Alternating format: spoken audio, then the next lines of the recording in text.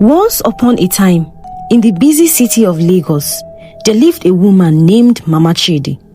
Everyone called her that because her only son's name was Chidi. Mama Chidi loved her son more than anything in the world.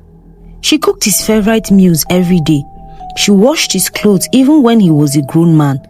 She chose his shirts in the morning and told him what to eat.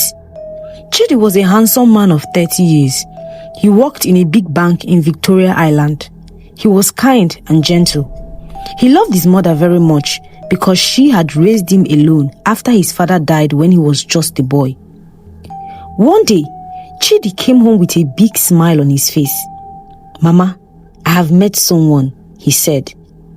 Mama Chidi looked up from the pot of soup she was stirring. Her heart jumped. "Met someone? What do you mean?" "A woman, Mama. Her name is Adanna. She's beautiful and kind. She works as a nurse at the hospital, Mama. I want to marry her." Mama Chidi's spoon fell into the pot. Marry?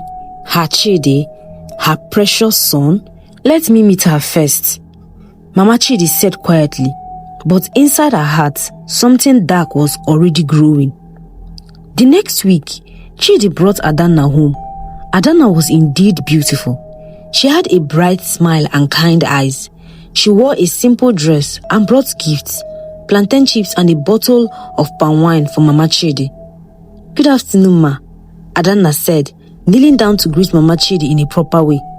"I'm so happy to finally meet you. Chidi talks about you all the time." Mama Chidi looked at the girl from head to toe.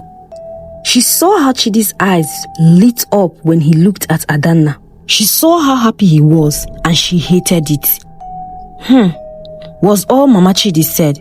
She collected the gifts without smiling. Throughout the visit, Mama Chidi barely spoke to Adanna.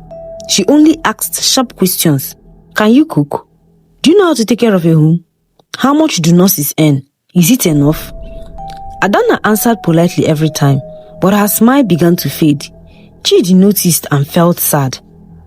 After Adanna left, Chidi asked, "Mama, what do you think?" "That girl? Chidi, she's not good enough for you. You can do better, much better." "But Mama, I said no, Chidi. I am your mother. I know what is best for you. That girl will not make you happy." Chidi loved Adanna. After many months of begging and pleading, Mama Chidi finally agreed to the wedding, but she did not agree in her heart. Oh no, in her heart, she was already planning something evil. The wedding day came. It was beautiful. Adanna wore a white dress and Chidi wore a black suit. But Mama Chidi wore a black dress to the wedding. In the Igbo culture, this was a bad sign. People whispered, "Why is the groom's mother wearing black? Who is she mourning? Her son's marriage?" After the wedding, Chidi and Adanna moved into their own small flat in Sulere. It was not big, but it was theirs. Adanna made it beautiful with curtains and flowers. She cooked Chidi's favorite meals and they were happy. But Mama Chidi could not stand it. Every night, she called Chidi on the phone. "Chidi, have you eaten? What did that girl cook for you? Bring me some so I can taste it and see if it is good enough." Every weekend, she demanded that Chidi comes home alone. "Leave that girl at home. I want to spend time with my son." Adanna tried to be patient. She tried to be kind. She told herself, "She's my mother-in-law. I must respect her." But Mama Chidi was just beginning to show herself. One day, Mama Chidi went to visit Chidi and Adanna in their home. Adanna was at work in the hospital and Chidi was also at work. But Mama Chidi had gotten a spare key from her son months ago, so she let herself in. She looked around the flat with angry eyes. She saw how clean it was, how Adanna had arranged everything beautifully, and it made her more angry. She went into the kitchen, opened the pot of soup that Adanna had prepared for dinner. It smelled delicious. She took salt from the cupboard and poured plenty salt into the soup. Then she stirred it and covered it back. That night, when Chidi came home, Adanna served in the soup with pounded yam. Chidi took one bite and his face changed. "Adanna, this soup is too salty now. I can't eat it." Adanna was confused. She tasted it and her eyes grew wide. It was terribly salty. But how? She had tasted it earlier that morning and it was perfect. Chidi, I don't understand. This morning, you didn't taste your food before cooking? Chidi asked, disappointed. Adanna, you know I work hard all day. I come home hungry and this is what you give me? Tears filled Adanna's eyes. I'm sorry, I didn't know what happened. Please let me cook something else. But Chidi had already lost his appetite. He went to bed angry. Adanna stayed in the kitchen, crying. What had gone wrong? This happened again and again. Sometimes the soup was too salty.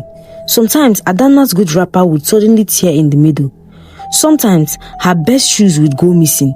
Small things kept going wrong and Adanna couldn't understand why. Mama Chidi smiled to herself. Her plan was working, but she wanted to do more. One Sunday, Adanna and Chidi went to Mama Chidi's house for lunch. Adanna had spent all morning cooking special jollof rice to bring to Mama. She wanted to make her mother-in-law happy. When they arrived, Mama Chidi collected the food. Thank you, she said coldly. But during lunch, Mama Chidi served everyone her own food. Later, when Chidi went to the toilet, Mama Chidi looked at Adanna with hard eyes and said to her, You think you have won, don't you? You think you have taken my son from me? Mama, no, I would never. Shut up! You are a thief. You stole my son.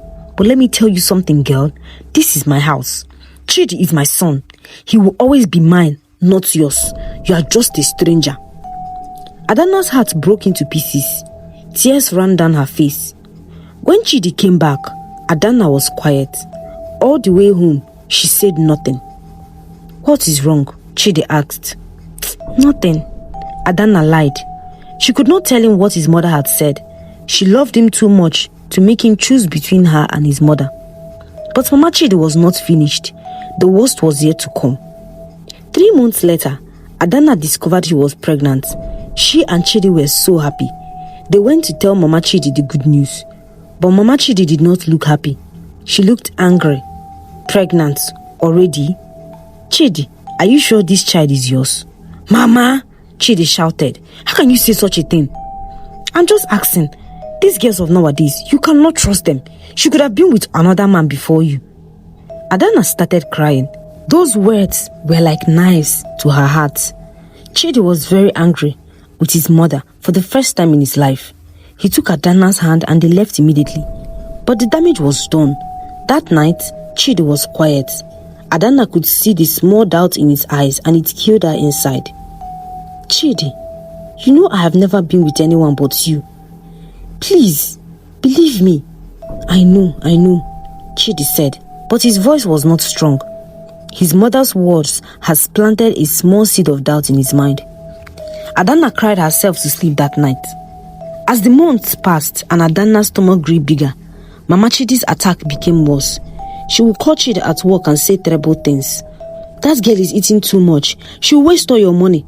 She's pretending to be tired so that she won't do any housework, just using pregnancy as an excuse to be lazy. And slowly, Chidi began to change. He began to complain when Adanna was tired. He began to count how much money she spent. He began to compare her to his mother. My mother never complained when she was pregnant with me, he would say, as if she knew when his mother was pregnant with him. She worked until the day she gave birth. Adanna felt so alone. The man she loved was slipping away from her and she didn't know how to stop it. One day, Adanna went to the market to buy things for the baby. When she came back, she found Mama Chidi sitting in her living room. Chidi was at work. Mama Chidi had let herself in with the spare key. Good afternoon, ma, Adanna said, her heart beating fast. Sit down, Mama Chidi commanded. Adanna sat, her hand on her big stomach. I came here to tell you something important, Mama Chidi said. Her eyes were now cold like ice. You need to leave my son. What? Mama, please, don't call me Mama. I'm not your mama. Listen to me well. Chidi deserves better than you. He deserves a woman from a good family, a woman with money, a woman that can help his future. But we love each other and we're having a baby, Mama. Mama Chidi laughed. It was an evil laugh. Love. Hey, love does not pay bills. Love does not build a house. And that baby you are carrying, how do I know if it's even my son's child? Adanna stood up, shaking with anger. I will not listen to this anymore. Please leave my house. Mama Chidi stood up too. She came very close to Adanna's face. You think you can throw me out? Me? Let me tell you what I will do. I will make sure Chidi divorces you. I will turn him against you completely. By the time I'm finished with you, you will beg to leave. This war, my dear, I will not lose it. Mama Chidi left, slamming the door. Adanna collapsed on the sofa, crying and crying. Her body shook. Her baby kicked inside her as if it was feeling her pain. That night, Adanna decided to tell Chidi everything. She had kept quiet for too long. She could not hold it anymore. When Chidi came home, Adanna was waiting for him. Chidi, we need to talk, she said. Not now, Adanna. I'm tired. Please, Chidi, it's important. It's about your mother. Chidi's face changed. What about my mother? Adanna took a deep breath. She told him everything. The salt in the soup, the mean words, the threats, everything. But as she spoke, she saw Chidi's face become harder and harder. Are you saying that my mother is lying? He asked when she finished. What? No. I'm saying she has been. My mother has done everything for me. Chidi interrupted her. She raised me alone, suffered for me, and now you want me to believe she's some kind of evil person. You want me to choose between you and her? Chidi, I'm not asking you to choose. I'm just telling you the truth. No! You are jealous. You are jealous of my relationship with my mother.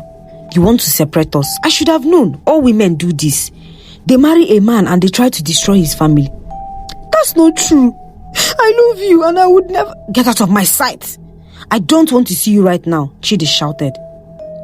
Adanna ran to the bedroom crying. Her heart was shattered into a million pieces. That night, Chidi slept on the sofa. Adanna cried until she had no more tears. The next morning, Chidi left for work without saying goodbye. Adanna was alone, pregnant and heartbroken. Days passed. Chidi barely spoke to her. He would come home late from work. Sometimes, he would go directly to his mother's house and not come home at all.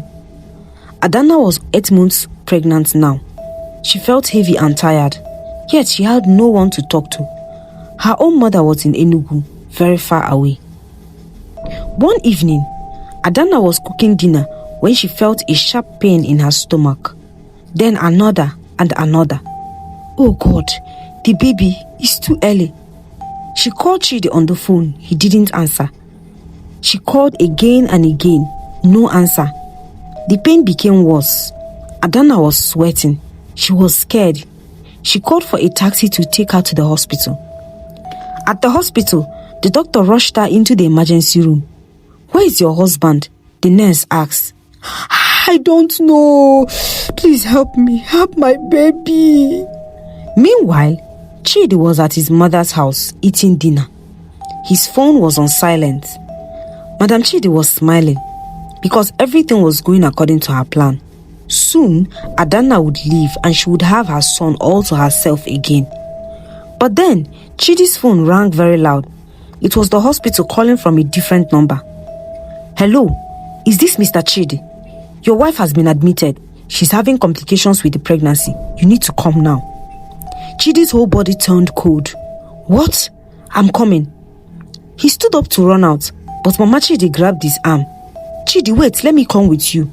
No, Mama, I need to go alone. But Chidi, Mama, not now. For the first time in his life, Chidi pulled away from his mother and ran out. He drove like a madman to the hospital. His heart was beating so fast. Please, God, he prayed. Please let them be okay. When he got to the hospital, the nurses took him to where Adanna was. She was lying on the bed, very weak. Her face was pale. Chidi, she whispered when she saw him. Adanna, I'm so sorry. I'm so sorry. Tears ran down his face. I should have answered your calls. I should have been there. Is the baby okay? Just then, the doctor came out. Mr. Chidi, congratulations, you have a baby girl. She's smaller because she came out early, but she's strong. She will be okay. Chidi and Adanna held each other and cried with relief and joy. Later, when Adanna was resting and the baby was in an incubator, Chidi sat alone in the hospital corridor. He put his head in his hands and thought about everything. He thought about how he had treated Adanna. He thought about how he had believed his mother's word without question. He thought about how Adanna had been alone when she needed him the most. For the first time, he began to see the truth. The next morning, Mama Chidi came to the hospital. She walked into Adanna's room without knocking. "Where's my grandchild?" she demanded. "Mama, please keep your voice down. Adanna is resting," Chidi said. "I want to see the baby." "Mama, we need to talk outside." Chidi led his mother to the corridor. He looked at her, really looked at her for the first time in months. "Mama, I have been blind," Chidi said quietly. "But now I see." "See what?" "Chidi, what are you talking about?" "I see what you've been doing to Adanna. All this time, you have been sabotaging my marriage. The salt in the soup. It was you, wasn't it? You have the spare key. You've been coming to our house when we are not there." Mama Chidi's face changed. "Chidi, I don't know what that girl has been Stop." Chidi's voice was loud now, and some nurses looked their way. "Just stop, Mama. Stop lying. I should have seen it before. Adanna had been nothing but kind and respectful to you. She has tried so hard to make you happy, but nothing is ever enough for you, is it? Chidi, I am your mother. Everything I do is because I love you." "No, Mama. If you loved me, you would want me to be happy, but you don't. You want to control me. You want me all to yourself, even if it means destroying my marriage and making me miserable." Tears started falling from Mama Chidi's eyes. "Chidi, please. You are all I have. When your father died, I gave up everything for you. I sacrificed my whole life, and now this girl has come to take you away from me." Chidi's voice became softer, but still firm. "Mama, Adanna did not take me away. I grew up. That is what children do. They grow up and then go and start their own families. But that does not mean I don't love you. I will always be your son. But Adanna is my wife, the mother of my child, and I will not let you hurt her anymore." "So you're choosing her over me?" Mama Chidi asked, her voice bitter. "Mama, it should not be a choice. There's enough room in my life for both of you, but only if you respect my wife. Only if you stop trying to destroy my marriage." Mama Chidi was quiet for a long time. Then she said, "I cannot do that. I cannot pretend to like that girl." Chidi felt his heart break, but he knew what he had to do. "Then, Mama, I am sorry. You will not be part of our lives until you change. I will not let you poison my home anymore. My daughter will not grow up watching her grandmother hurt her mother. I love you, Mama, but I have to protect my family." Mama Chidi's eyes went wide with shock. You are choosing her. I'm choosing peace. I'm choosing love. I'm choosing to be a good husband and father. If that means creating distance from you, then so be it." Mama Chidi stared at her son as if she was seeing a stranger.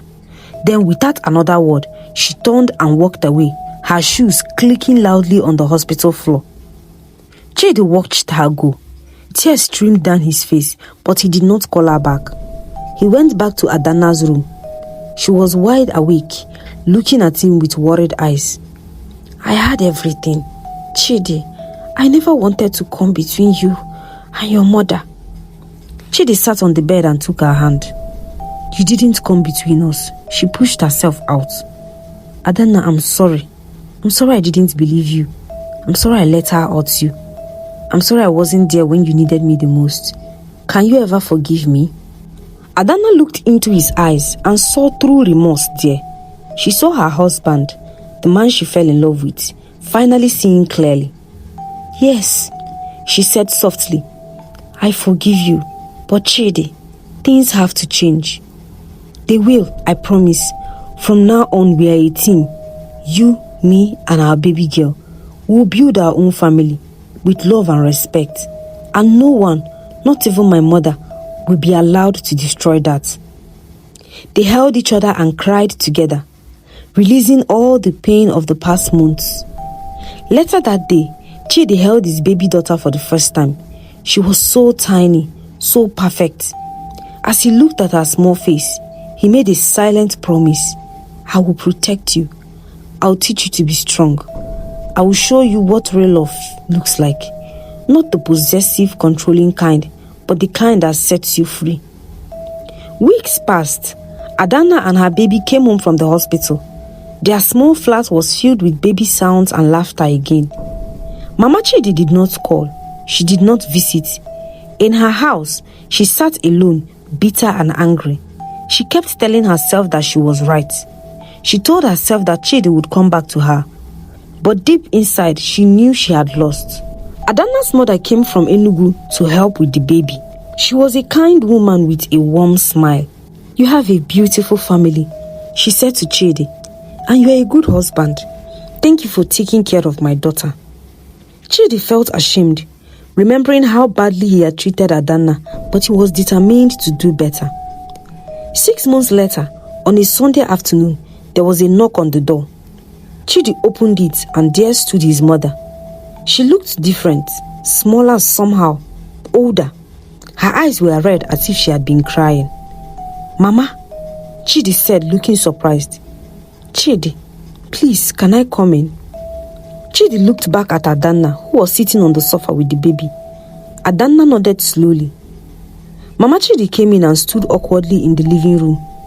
The living room she had once tried to sabotage. I came to apologize, she said quietly. These past months, I've been alone, very alone. I've had time to think about what you said, about the things I did. She turned to Adanna. My dear, I'm sorry for everything. You did not deserve the way I treated you. You're a good woman, a good wife, a good mother. I was jealous and selfish. I was afraid of losing my son that I tried to destroy the very thing that made him happy.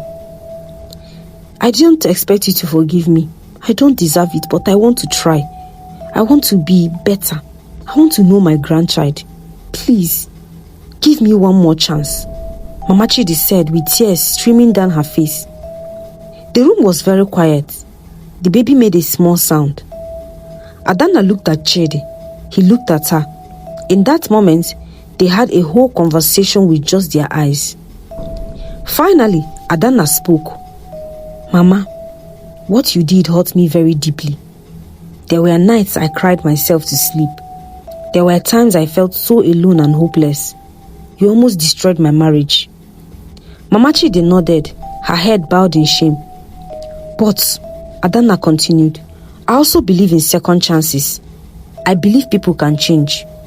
If you are truly sorry, if you are truly ready to respect me and our family, then we can try again, slowly.